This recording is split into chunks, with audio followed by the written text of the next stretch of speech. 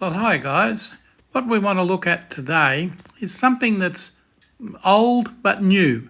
This is OpenColorIO, which is a color management system, different devices. If I can get my tongue around that. Now let's show you how this works. It's a new feature that's been implemented in Affinity Photo version 2.3 beta. Now it's in the older versions, but the new version of OpenColorIO, which is version 2.3, now works in Affinity Photo version 2.3. Now let's have a look through all the steps I'm going to take to show you how this works. For a start, I'm going to open a raw image. You can see just a quick glimpse there. I've been working on that already. Now let me reduce that in size a little bit. So there we go.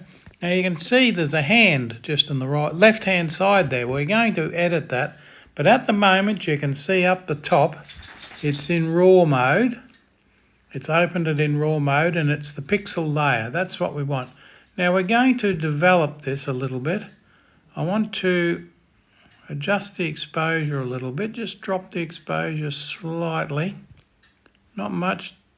0.27. Let's make that 2.5. 0.25. I really messed that up, didn't I? 0.25, there we go. The black point, let's move the black point up to darken the shadows beneath the roses. That makes them pop just a little bit, not too much. Enhance the contrast just a shade, 3% up. Clarity, I want to bring that up about 5%. Now let's move that slider up a little bit. Obviously you can see I'm on the iPad here. Contrast, clarity, saturation. Now I want to bring that up 10%. That's really making those colours pop. Along with the vibrance, 10%.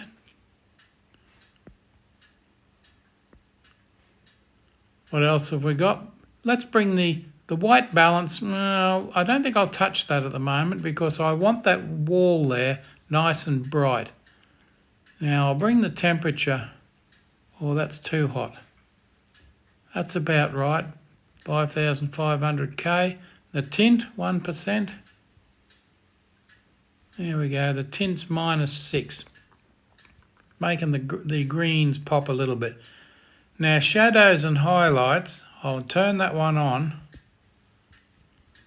Put the shadows up a little bit and the highlights up a little bit.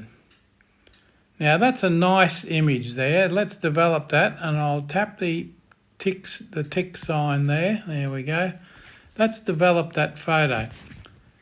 Now what we've got here is that hand in the left hand side. So let's go to the crop tool.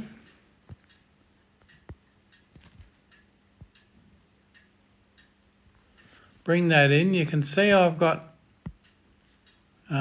snapping on. Now I've just brought that in so that the hand's cut out. Now I'll leave the right hand side where it is. So it's just shortened the image slightly and everything else is in place. Let's again, we'll apply that. Now there's our image. And what I want to do with that is, as simple as that is, I just want to export that. I'm going to export that as an EXR file. Let's give it a name.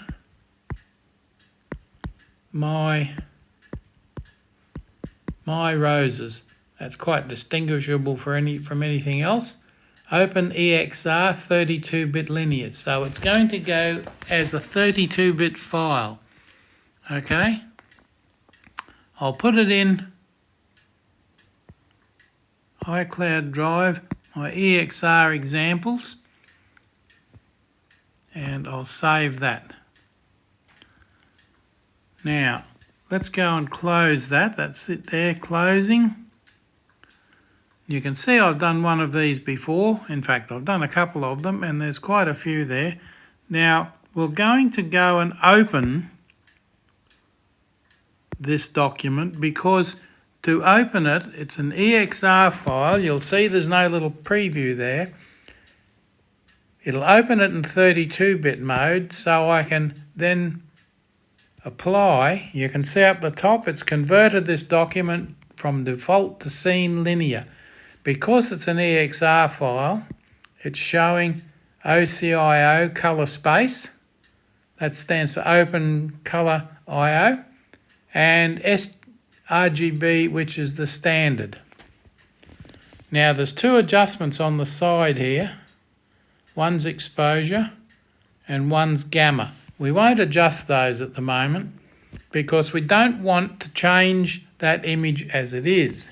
Let's just reduce it in size a little bit so we can see the entire thing on my rather small iPad mini 6. Now you can see there, that's it, RGBA, that's fine. Now we're going to put an adjustment layer on this, and what you can do in the iPad version is put an adjustment layer on. You can see that there. Let's turn that on and that's put an adjustment layer on there so you're not going to damage your image in any way. Now the source space, we want to, you can type the arrow, there's not a lot of room there to move around. Let's go find, there's sRGB. Now most Macintosh computers are display P3. That's the source display space. Now supposing you want this on a destination display, and the destination display space, you can see the different ones there. Now Linear Rec 709 is a very popular MP4 or film space, but you can see it changes the color representation quite a bit. Now, if you want the sliders on the side, you then tap on the image itself and you can adjust the gamma slightly. Let's see what happens when you adjust the gamma. You can see that darkens that up. That's really dark. So if you're after, and that's really light. Let's just go back to 0 there. And you can see, oh, goodness me.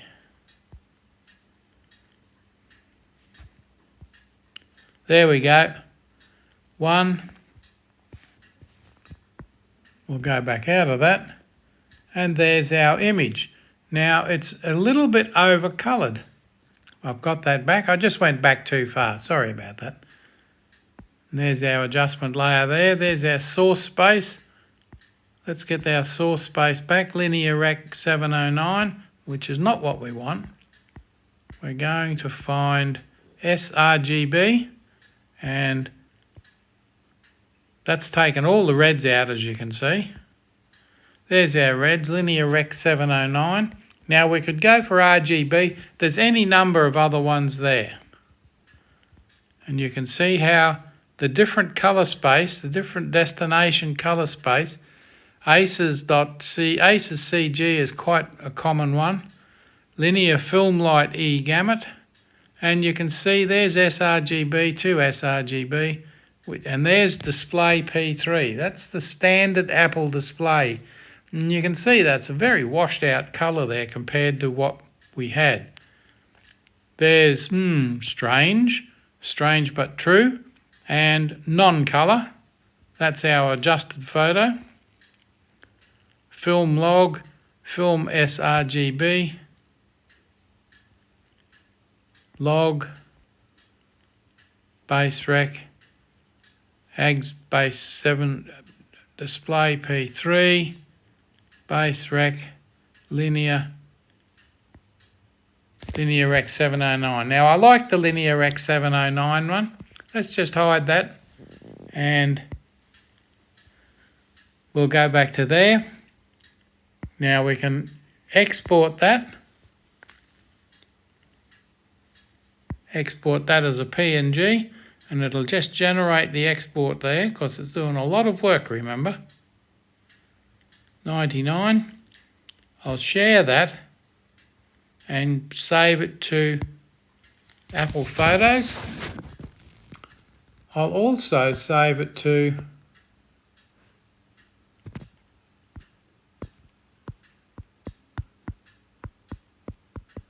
Rose Garden 709. So I know it's the 709 display. Now I won't put that back in the samples.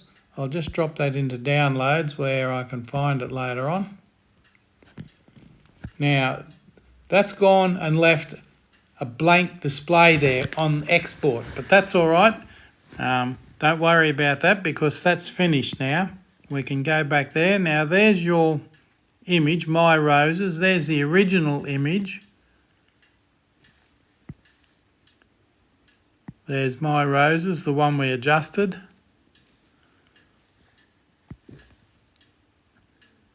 There's one I did earlier. And you can see in this one, the bricks are much redder. I left all the reds in that one.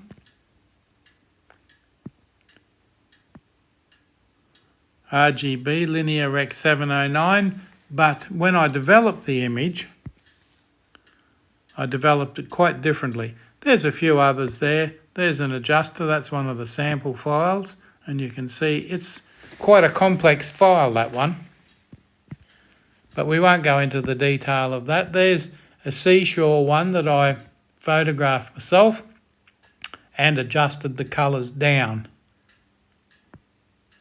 That's display P3 to linear film light E gamut. So you can see it's quite different. There's what it looked like naturally.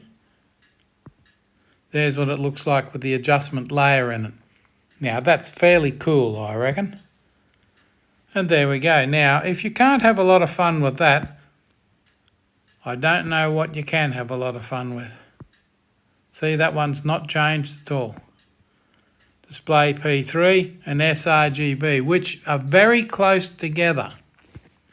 However, if I move that, you can see that changes considerably. Filmic sRGB. You can see the subtle change there when I switch it on, off, and switch it on. So let's go back to there. Now, if you want to spend some time with the new features of the version 2.3 or even the old one, it works just as well, although slightly differently, on the desktop, on PC and Mac, and on your iPad. Now you have to have a configuration file for these to work. Let me show you where the configuration file is. Go to Settings. You'll find the configuration files are downloadable from my website. Choose OCIO package, or you'll find other configurations on the internet.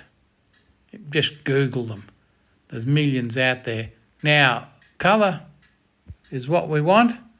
iCloud Drive is where I put them. The OCIO configurations. And I've got a JR Blender one. Now, they don't show up. You can't highlight them or anything. You can see that. So you just go to there, click Open, and it opens the entire directory. Click Done, and you can go back to there and load your films in. That's all there is to it really for this little exercise. A quick look at developing a film using OCIO to modify the display so that it changes the style. Thanks for watching. Don't forget to subscribe to my channel, and I hope to see you in the next video. Go ahead. Make my day. Subscribe.